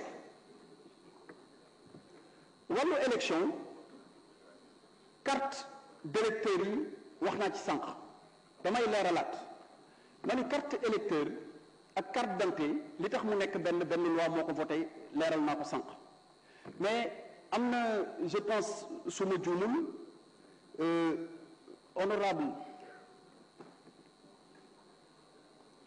honorable député soxna ba su ma juumul moom moo ko laaj mais laaj yu bëri comme ni ma ko waxee sànq mu ngi ci biir loi bi moom mooy wax naka la ñuy doxalee loolu dafa am période boo xamante ni ci la am période révision exceptionnelle avant élection yi bu dee élection amul day am benn révision boo xamante ni par at lay am bu ngeen demee ci article L37 bu code électoral di ngeen ko fa fekk loolu aussi laaj la boo xamante ni laaj nañ ma ko mais bu ñu demee ci code électoral bi dinañ ko gis monsieur le président mesdames et messieurs les honorables députés j'aurais bien aimé continuer davantage pour apporter avec plus de détails toutes les questions qui m'ont été posées depuis hier, mais je pense globalement y avoir apporté les réponses que vous attendiez. C'est sous le bénéfice donc de ces dernières observations que je vous remercie de votre aimable attention.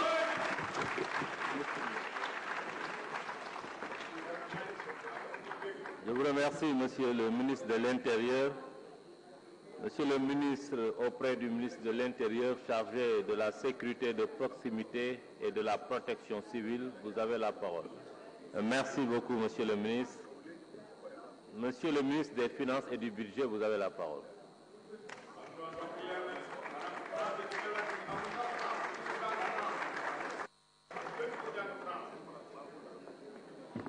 Monsieur le Président, honorables députés, je voudrais compléter mon collègue en charge de l'Intérieur sur certaines questions spécifiques au budget du ministère de l'Intérieur. Je voudrais d'ores et déjà faire connaître que ce projet de budget 2023 a été arrêté à 180 milliards 246 552 326. C'est une hausse, et c'est important, de 30 745 555 854 par rapport à la gestion 2022 en valeur absolue et de 20,6% en valeur relative. En fait, cette hausse se justifie principalement par les préoccupations que les honorables députés ont eu à indiquer. La revalorisation des salaires du personnel de ce département, notamment les forces de défense et de sécurité, policiers et sapeurs-pompiers. C'est important aussi de noter qu'il y a eu une montée en puissance de nos forces de défense et de sécurité. Parce qu'il y a 10 ans, on examinait un budget de 48 milliards 68 millions. Aujourd'hui, c'est un budget de 180 milliards 246 millions. C'est un taux d'accroissement annuel de 12,8%. Donc, cette montée en puissance se traduit par l'augmentation continue du budget de ce ministère de l'Intérieur. Il a été souvent question, depuis que le ministère de la Santé était de passage, de la revalorisation des salaires des sapeurs-pompiers. Depuis le passage du ministère de la Santé. Là, je voudrais véritablement faire remarquer que le corps des sapeurs-pompiers est un corps militaire. Et que ce corps a bénéficié au même titre que le corps des militaires de cette revalorisation de salaire depuis le mois de juin 2022. Et j'avais clairement indiqué que cette fois-ci, pour toutes les revalorisations salariales de la petite catégorie à la haute hiérarchie, ça a varié de 75 000 francs d'augmentation à 300 000 francs d'augmentation. Et pour les forces de défense et de sécurité, c'est pourquoi j'étais un peu surpris par le fait qu'on puisse indiquer que des auxiliaires de police touchaient 90 000 francs CFA. Parce que, au niveau de la direction de la solde centrale, les augmentations de salaire de la plus petite catégorie, agents de sécurité, jusqu'à la haute hiérarchie, varient entre 80 000 francs d'augmentation et 300 000 francs CFA. Source, direction de la solde, direction générale du budget, dont le directeur général est là, M. Maguette Niang. Je pense peut-être, quand on parle d'auxiliaires sans doute de police, qui n'existe plus maintenant, je pense qu'il restait à peu près un effectif de 400 quand on faisait les projections et qui sont reversés dans la catégorie des policiers adjoints volontaires. C'est ça, Monsieur le ministre? Exactement. Donc c'était important de pouvoir préciser cela. Et un autre élément important, ce projet de budget 2023 prévoit aussi 9 milliards 58 millions 200 000 d'indemnités pour les chefs de village. Et retenons aussi que ce projet de budget de 180 milliards 246 millions 552 326 bénéficiera déjà en début de gestion de ressources budgétaires nouvelles relatives à l'augmentation des salaires des ASP. Ces salaires des ASP, cette augmentation est prévue dans les dépenses communes, dépenses de personnel, qu'on verra le dernier jour d'examen du projet de loi de finances.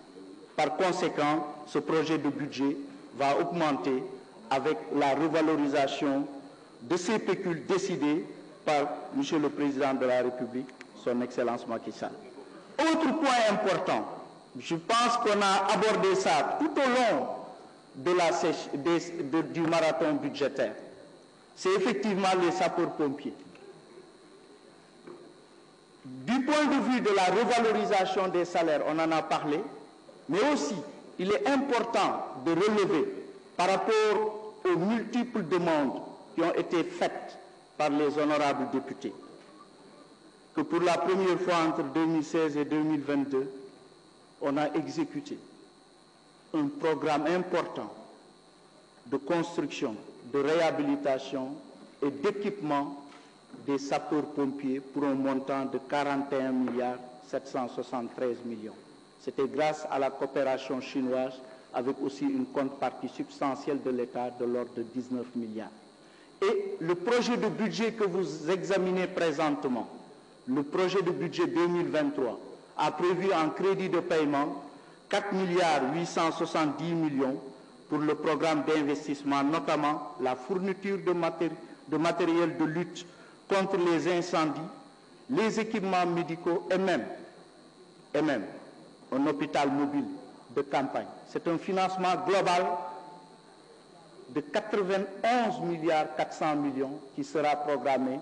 Je pense que même sur le document de programmation pluriannuelle de dépenses du ministère de l'Intérieur, vous verrez ce programme très important en faveur donc de la Brigade nationale des sapeurs-pompiers. C'est pour dire le degré de priorité élevé dans la budgétisation des investissements en faveur de ce secteur. Maintenant, la spécificité du ministère, c'est que c'est un ministère, on va examiner un ministère à 7 programmes, pour la première fois, 7 programmes. Un programme pilotage commun à tous les ministères, 4 programmes métiers, et il y a 2 programmes comptes spéciaux du Trésor. Le premier programme, c'est important, c'est le fonds de lutte contre les incendies. Et là, j'aimerais inviter solennellement les maires, puisque c'est un fonds qui est alimenté par la redevance que les communes doivent verser conformément au Code général des collectivités locales. Mais depuis 2014, il n'y a pas eu en tout cas de versement. C'est un point important. C'est une somme de 200 millions, mais je tenais un peu à indiquer, c'est un compte spécial du Trésor qui est équilibré en recettes et en dépenses. Et l'autre compte spécial du Trésor, qui est une nouveauté dans ce projet de budget, c'est le compte de commerce. C'est pour les services rémunérés. Pour la première fois, on le voit dans le budget, donc rendu par la police, notamment l'accompagnement dans le cadre au niveau des arènes, pour les stades, pour la lutte et pour les matchs de football. Il y a eu aussi une question importante sur la pension des policiers radiés. Je pense qu'on l'avait même abordé en commission, ce n'est pas peut-être ressorti totalement dans le rapport, mais il est bon qu'on puisse donner des informations relativement à la révision et au paiement de ces rappels de pension, puisqu'il a été décidé par le chef de l'État d'allouer une subvention de 1,5 milliard au Fonds national de retraite et d'autoriser la révision de la pension de retraite par la liquidation de la période d'inactivité des ex-policiers radiés de 87 à 93. On a pu intégrer cette période, la liquidation de la période d'inactivité, dans le projet de loi de finances rectificative 2019. Ce qui fait que depuis janvier 2020 à date, il y a 1 milliard 889 millions 201 999 francs CFA qui ont été payés à 851 bénéficiaires, dont 703 policiers radiés et 148 veuves et orphelins. Et le niveau de ces pensions des policiers radiés avant et après la liquidation de la période d'inactivité montre qu'il y a une amélioration, puisque c'est passé de 102 120 francs à 115 820 francs CFA. Voilà, Monsieur le Président, les compléments d'information que j'ai voulu apporter par rapport aux questions qui ont été soulevées par les honorables députés. Je vous remercie de votre aimable attention. Merci, je vous remercie. Monsieur le ministre des Finances et du Budget, la discussion générale est close. Nous passons au vote des programmes du projet de budget. Monsieur le rapporteur général, vous avez la parole.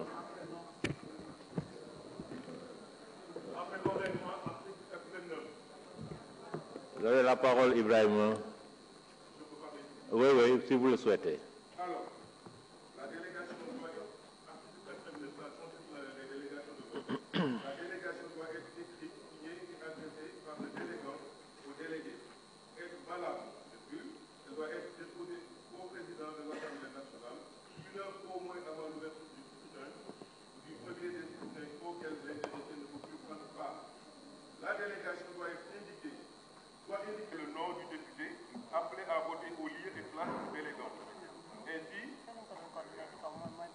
le motif, ainsi que le motif et la durée. Alors,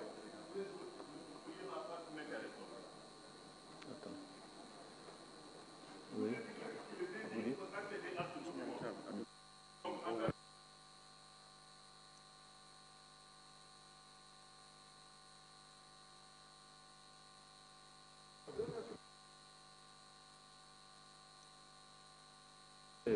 D'accord. Vous pouvez vous rappeler. Non, donnez-moi les documents.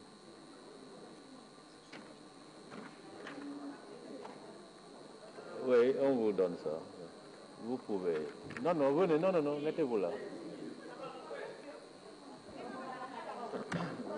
Mais vous vérifiez et vous me parlez, vous n'avez plus le droit.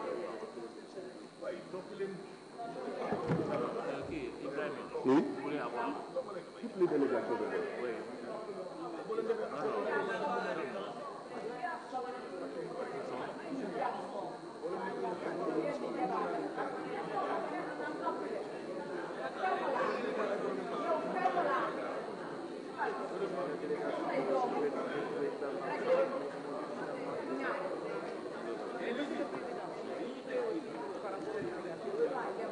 Est-ce que moi je peux exercer mon droit d'abord après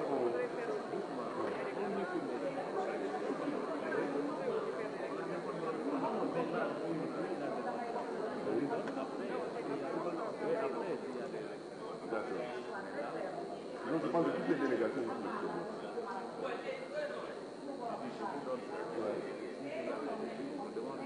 D'accord. Ok. D'accord. C'est le président.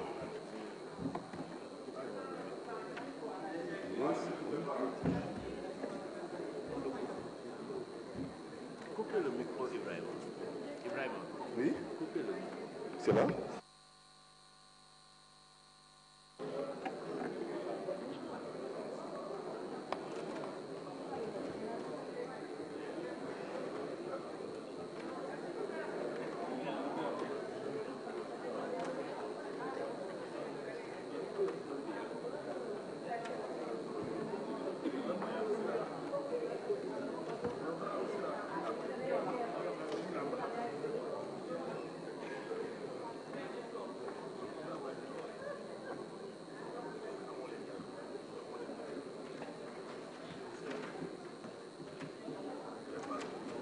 Monsieur le Président, je vis des anomalies. Je recense toutes les anomalies. D'accord.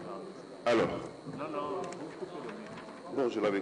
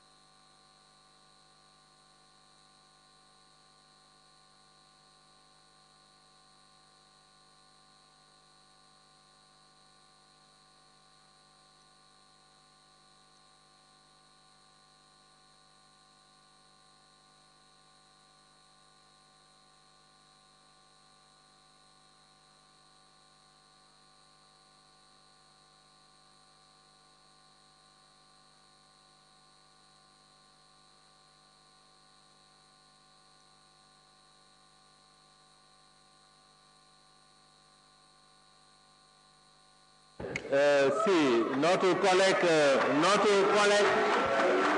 écoute, on s'écoute. Après vérification, notre collègue a posé deux problèmes. Le premier, c'est notre collègue Ibrahim Ousmane Thiam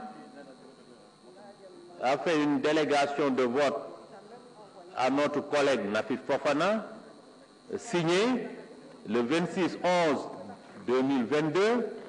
On a aussi une autre délégation de vote signée toujours par notre collègue Ousmane Thiam à notre collègue Seydou Diouf.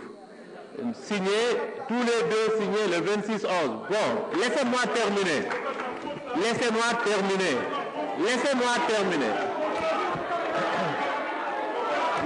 Non, écoutez. Mais écoutez, je dis, écoutez. L'autre, il s'est posé la question, pourquoi Cheikh Abdou Mbaké a fait une délégation de vote appartenant à leur groupe, mais il a fait une délégation à El Hadji Oumar Youm. J'ai répondu, pour ça, on ne peut prendre non, attendez. Abdou Mbaké a voté ici, selon ses positions, il a voté pour, parfois contre. Mais c'est ce document qui fait foi. Donc on prend en compte cette délégation de vote de Cheikh Abdou Bara Mbaké. Je viens. Monsieur le Président, j'invoque les mêmes dispositions. Non, je vous donne la parole. Écoutez, on s'écoute. Rien à cacher. On donne la parole à notre collègue Seydou Diouf. Je vous remercie, Monsieur le Président. Monsieur le Président, le collègue Ousmane Thiam est là au téléphone. Oui. Il a envoyé. Ah, vous allez écouter. Je vous le dis. Ousmane Thiam. Qui l'a donné à Ousmane Thiam. Mais bon, ça c'est unique. Oui. Monsieur le Président. Mais on s'écoute. Si on s'écoute, on va se comprendre. Si on s'écoute, on va se comprendre. On ne va absolument rien annuler. On ne va rien annuler. Parce que Ousmane Thiam a parlé à Mame Diarra Fam pour lui confirmer qu'il votait pour le budget du ministère de l'Intérieur. Ousmane Thiam a envoyé un texto aux deux secrétaires élus pour confirmer sa procuration. Comment quelqu'un qui envoie des textos au secrétaire élu, qui appelle un membre de son groupe pour confirmer ce qu'il a posé comme acte, on veut nous dire qu'il a donné à Nafif Fofana. Je vous le dis et je vous le répète, moi je ne suis pas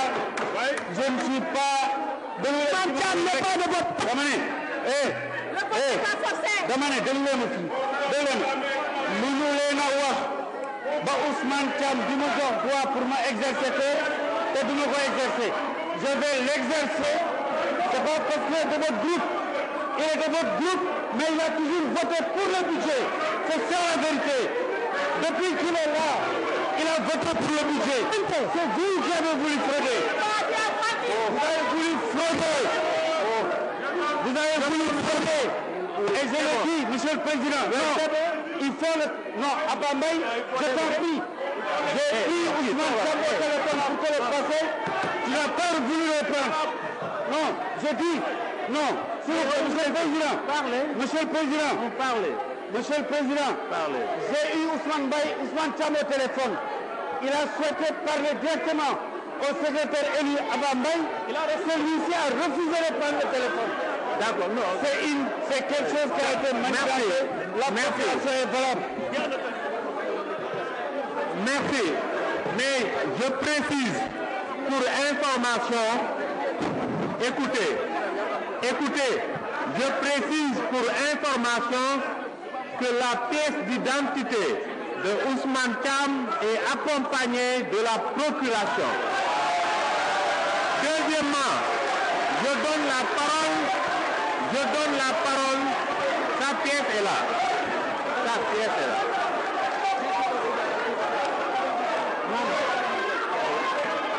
C'est bon, hein? C'est bon. Quel est le problème?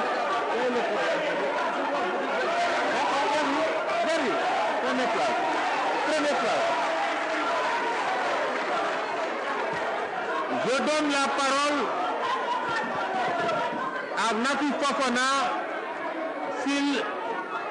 Nafi Fofana, vous voulez, parce que la procuration, c'est à votre nom. C'est ça qui est signé. Elle n'est même pas au courant. Voilà.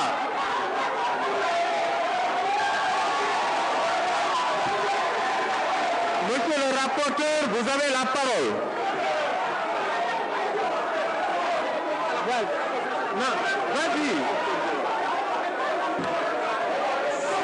33, ministère de l'Intérieur, programme administration territoriale, dépenses de personnel, 5 972 915 000 en A et en CP, dépenses de fonctionnement 2 466 54 847 en A et en CP, transfert courant 9 58 200 000 en A et en CP, investissement exécuté par l'État 300 millions en A et en CP, total programme administration territoriale 17 797 169 847 en autorisation d'engagement, même montant en crédit de paiement. Le total du programme, quels sont ceux qui sont pour son adoption?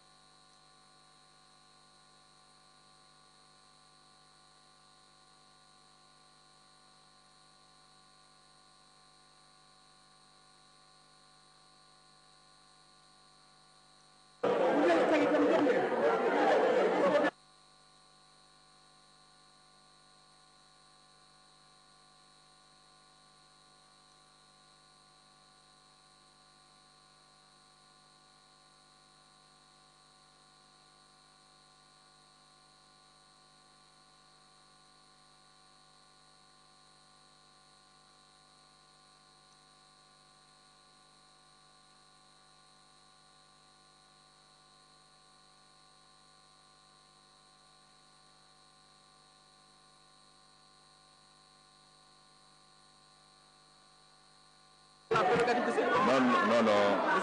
Cheikh Abdouba Mbacké, mais lui, même quand il est là ici, il vote pour 85. Quels sont ceux qui sont contre son adoption?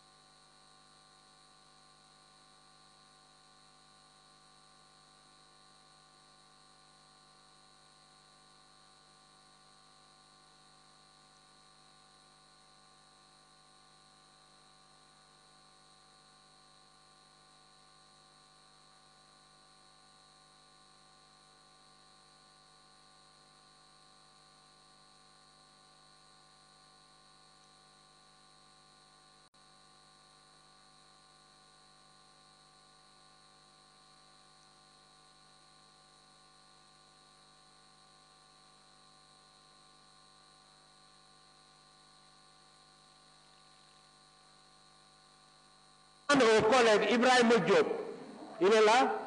S'il vous plaît, vous pouvez venir pour me contrôler cette procuration.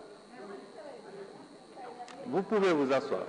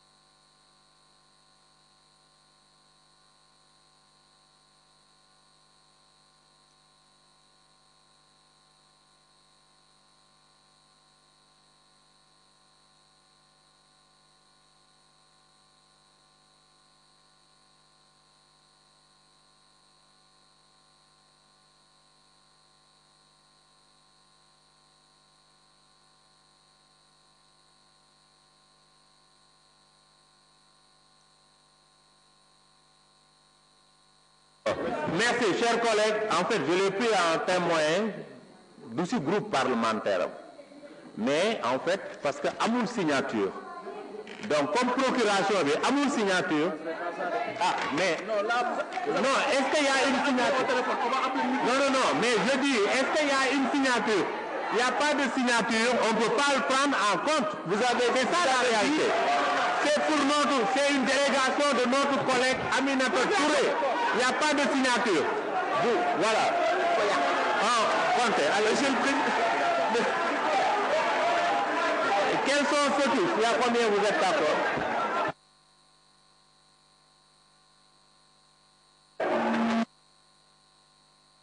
Plus 14.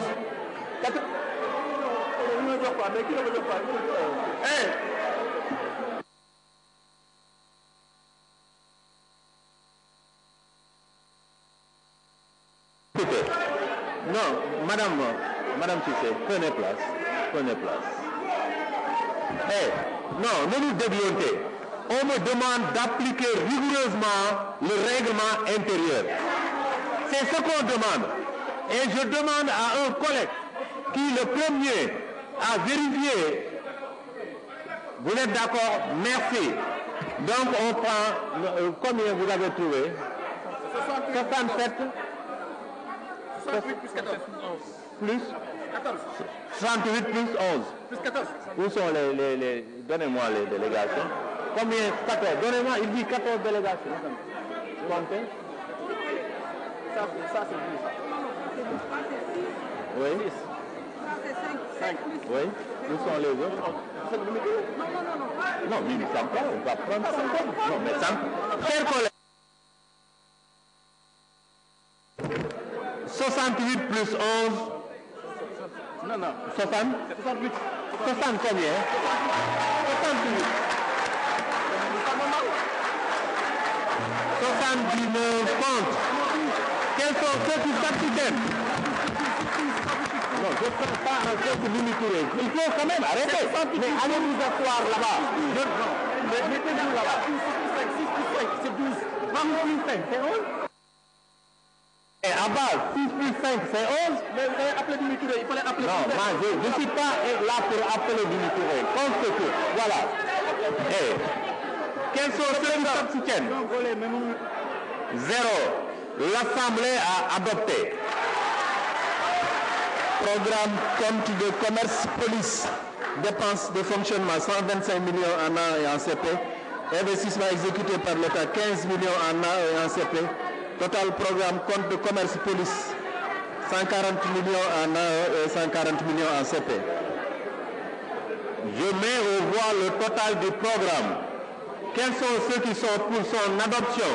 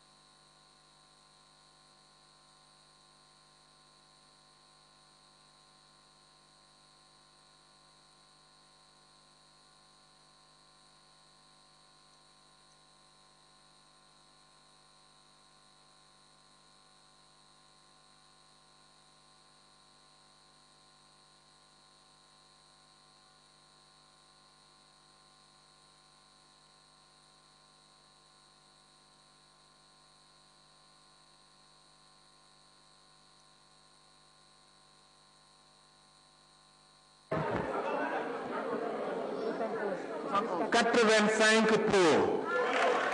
Quels sont ceux qui sont contre son adoption?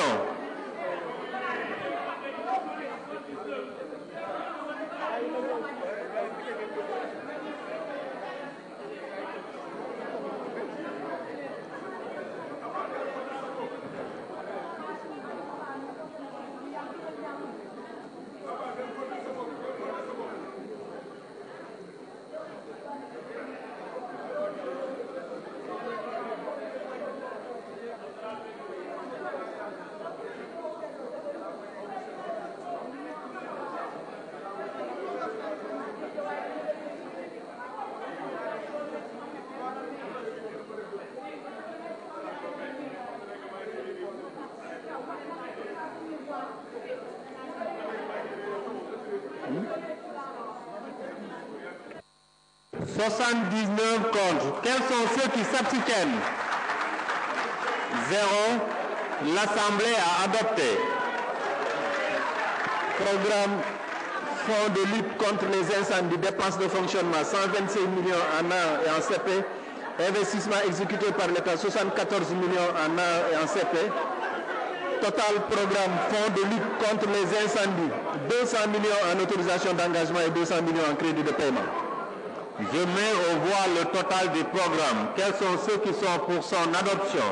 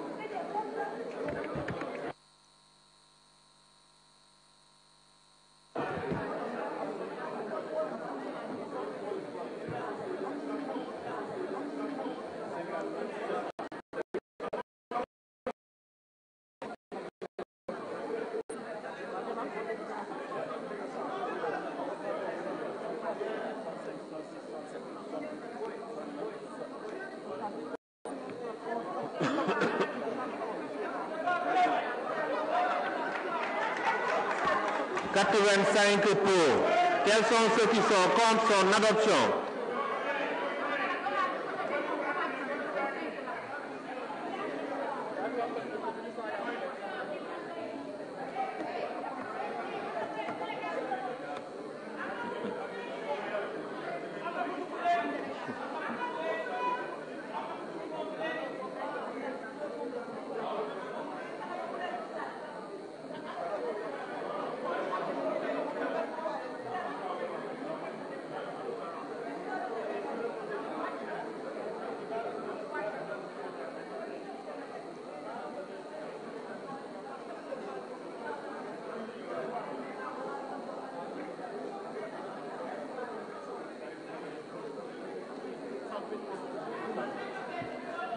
« 79 contre.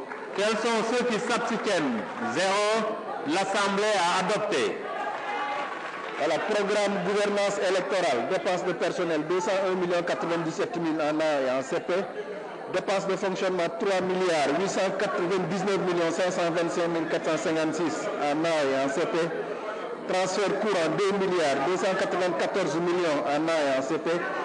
Investissement exécuté par l'État, 657 950 7 000 en autorisation d'engagement, 80 322 000 en crédit de paiement. Transfert capital 3 817 700 000 en A et en CP. Total programme gouvernance électorale 10 870 279 456 en autorisation d'engagement contre 10 292 644 456 en crédit de paiement. Je mets aux voix le total du programme. Quels sont ceux qui sont pour son adoption?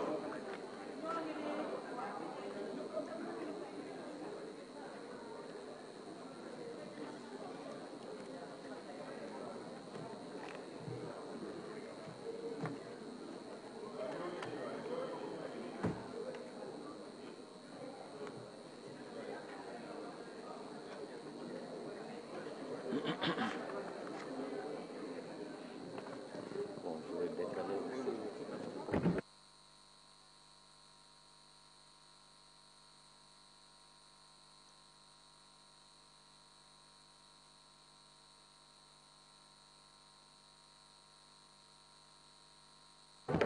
85 pour. Quels sont ceux qui sont contre son adoption? 79.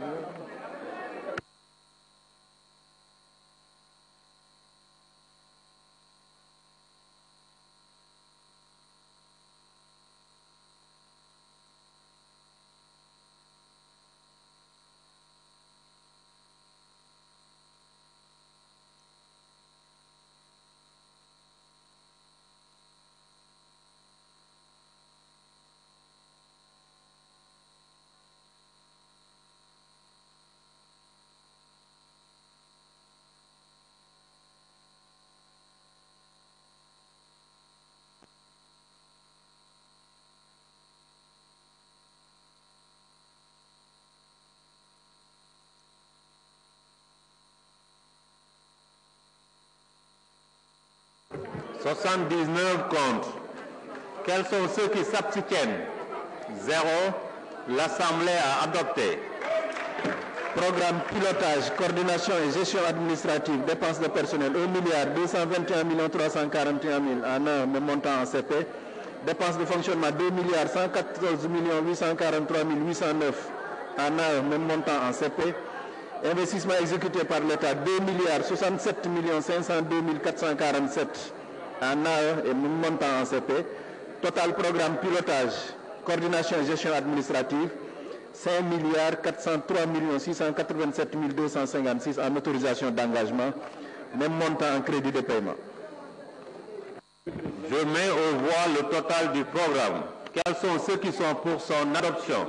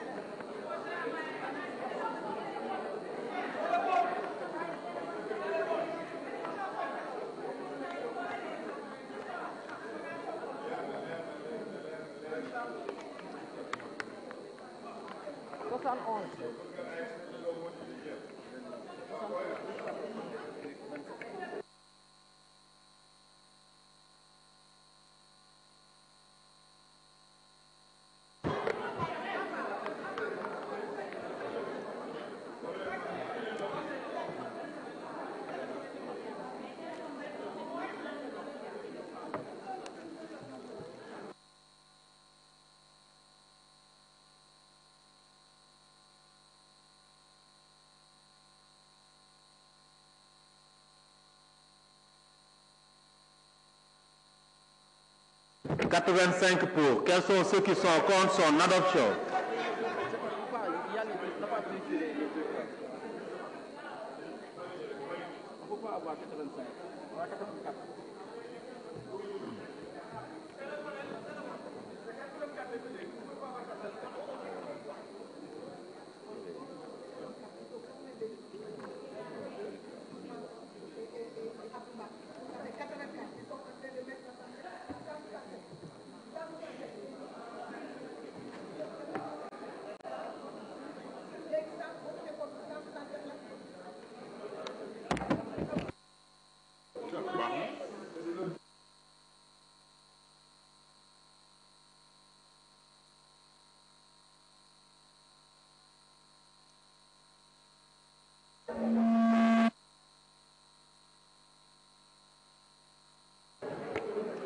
79 contre. Quels sont ceux qui s'abstiennent?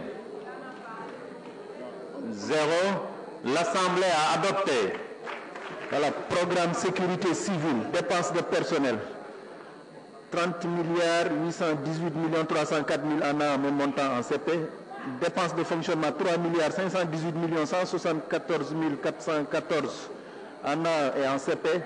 Transfert courant 1 milliard 820 millions en A et en CP.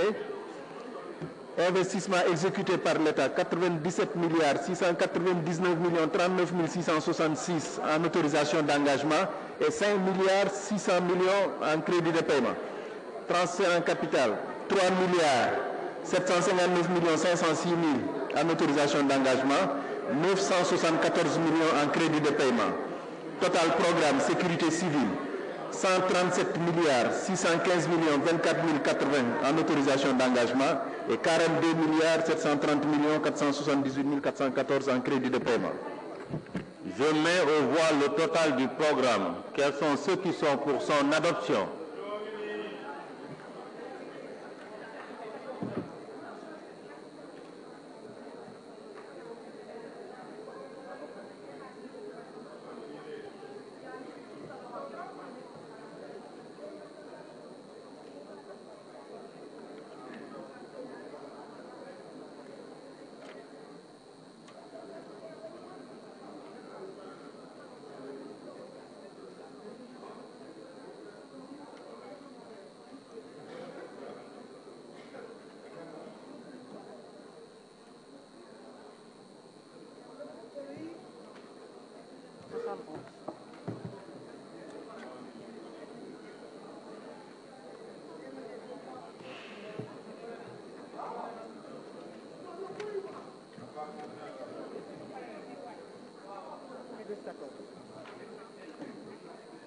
« 85 pour. Quels sont ceux qui sont contre son adoption? «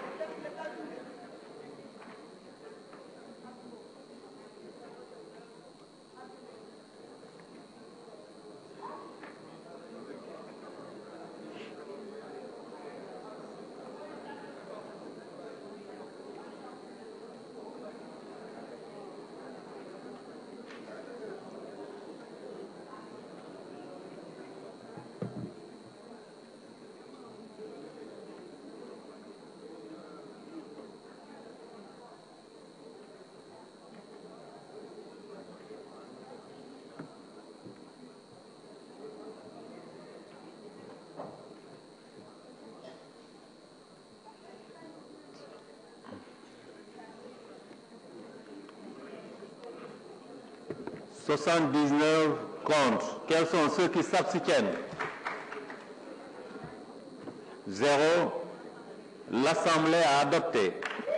Programme sécurité publique, dépenses de personnel 69 milliards 645 millions 397 007 en A et en CP. Dépenses de fonctionnel 8 milliards 935 millions 301 688 en A comme en CP. Transfert courant 15 milliards 799 millions 419 060 en A et en CP. Investissement exécuté par l'État 41 milliards 91 millions 424 265 en autorisation d'engagement et 5 milliards 952 millions 454 598 en CP. Transfert en capital 3 milliards 350 millions en A comme en CP. Total programme sécurité publique 138 milliards 821 millions 542 020 en autorisation d'engagement et 103 milliards 682 millions 572 353 en crédit de paiement. Je mets au voie le total du programme. Quels sont ceux qui sont pour son adoption?